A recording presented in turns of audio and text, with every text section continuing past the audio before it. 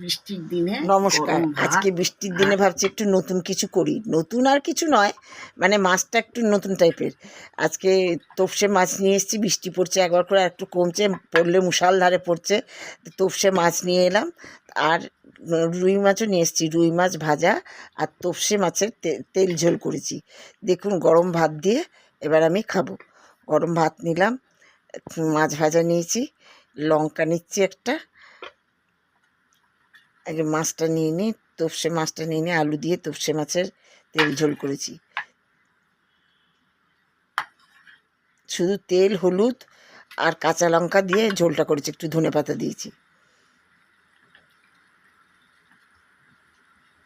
এই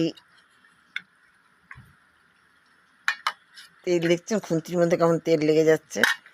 আচ্ছা, এই লঙ্কা নিচ্ছি, লঙ্কা নিয়ে মাছ ভাজা দিয়ে খাচ্ছি। মাছ ভাজা দিয়ে খেয়ে তারপরে তোপসে মাছের ঝোল দিয়ে খাচ্ছি।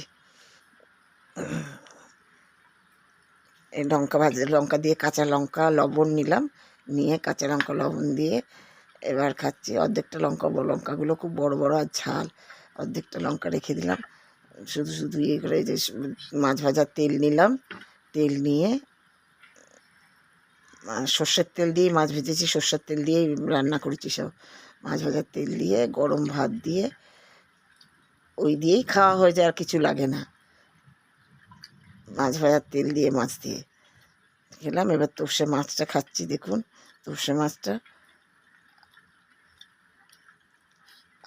ঝোলটা খুব সুন্দর হয়েছে। ঝোলটা খুব সুন্দর হয়েছে। আপনারা এরকম করে রাঁধবেন।